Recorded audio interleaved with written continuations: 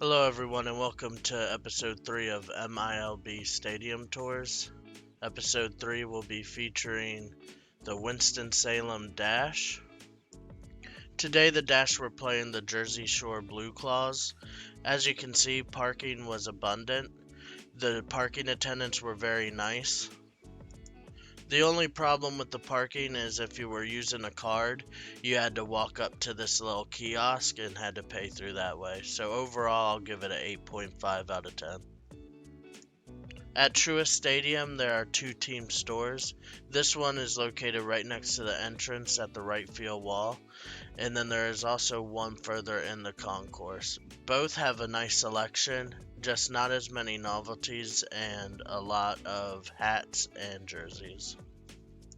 One feature that I like about Truist Stadium is the concourse wraps all around the stadium, making everything very accessible. This is the other team store that I was talking about, smaller than the other one, but still a great selection. Now, as we walk down the right field line, they have a great mural going through the history of the Winston-Salem Dash. As you can see, there are plenty of food options. Right behind me, there's even a Domino's. I thought that was interesting. Another great feature I thought Truist Stadium had was this enclosed concourse, making it for if there was any weather events, you could easily seek shelter underneath it. As you can see, there are just so many food options, so no matter what you're hungry for, they'll have it. In terms of a concourse rating, I think I'm going to have to give it a 10 out of 10. There were just so many different options, something for everybody. There were also just so many different games and raffles going on, it's hard not to give it a 10 out of 10. As we continue to walk behind home plate, I'll go ahead and say the prospect that we're breaking down. Today we'll be breaking down number 12, Colson Montgomery. As of filming this video, Colson Montgomery was listed as the number 20 prospect in all of MLB and the Chicago White Sox number 1 overall prospect in the organization. Colson Montgomery, as of filming this video, has a .316 batting average, a .516 on-base percentage. He's also played 34 games, hit 5 home runs, 21 RBIs, and struck out 28 times. Today, instead of playing his normal position shortstop, he was batting DH for the Dash. As we switch to right field, I'll go ahead and go over the measurements. Left field is .315, right field is .323, and straight dead center is .399. It seemed to be a very home run friendly field. The views from the stadium were very pristine.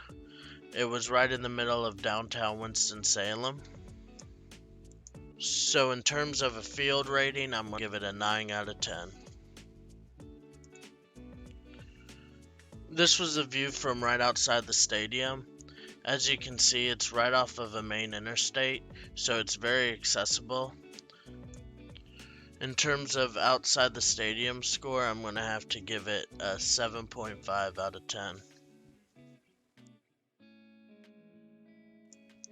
So far, out of all the stadiums that I've been to, Truist Stadium is probably the best one that I've been to.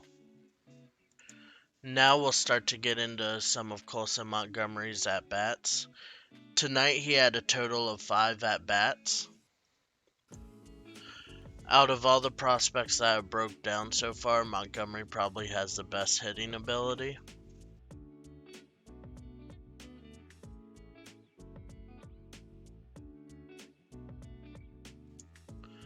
For this game, the Blue Claws were trying to work Montgomery on the inside. As you're about to see, the fastball gets away from the pitcher and hits Montgomery in the ankle. I had gotten scared that Montgomery had actually gotten injured on this play, so I did start to film Tim Elko, but Montgomery was fine.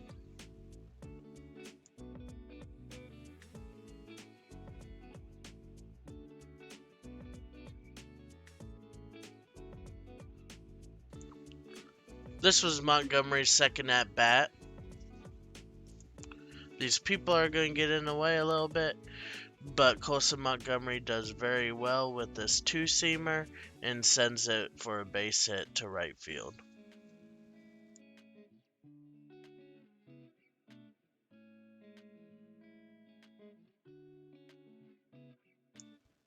As you can see, the bases are loaded for Colson Montgomery's third at-bat. The pitcher had a horrible time of locating anything, so he tries to go back to his fastball. Montgomery does a great job of locating it and hits a very well hit ball to the second baseman. The second baseman does very good here to trap the ball, but he bobbles it, allowing Colson Montgomery to beat out the throw to first base.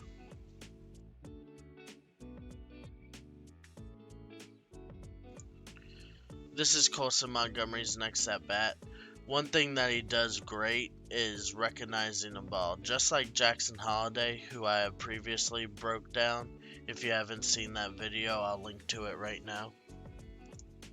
But both prospects do a great job of recognizing whether it's a breaking ball or a fastball, and if it's not their pitch that they want, they don't swing at it.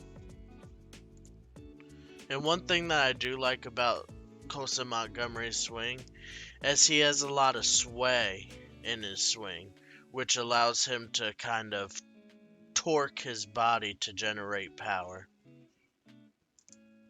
So as we see here, Colson Montgomery's eye for the ball, knowing that it's a breaking ball in the dirt, and allowing his runners to get into scoring position.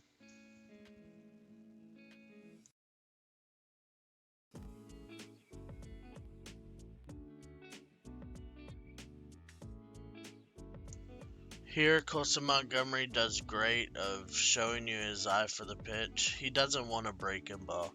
So here, even though that's a strike, he doesn't swing at it, knowing that he has plenty of strikes to play with.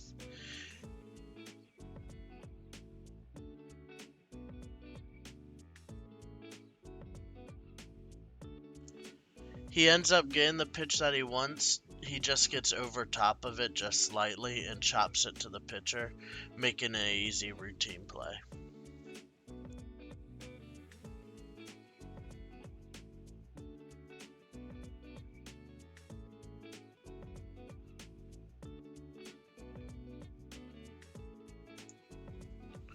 The atmosphere at Truist Stadium was very good. The fans were very involved. This was a weekday game, so I was surprised at how many fans actually showed up.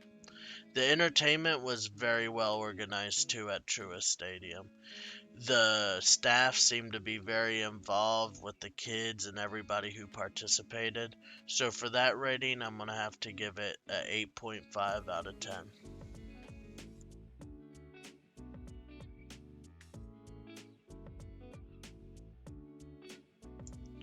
And now for the at-bat that everybody wants to see.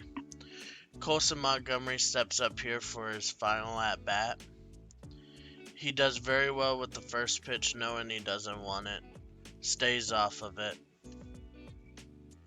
It's a breaking ball in the dirt. He knows exactly what he wants.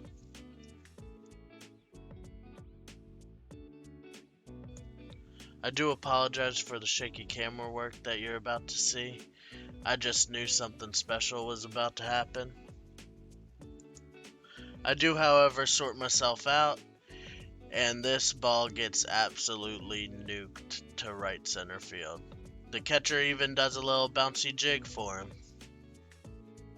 knowing that he had messed up. But in all, Colson Montgomery looks like he's going to be a next future star for the Chicago White Sox. They should be very proud of the prospect pool that they have been able to acquire.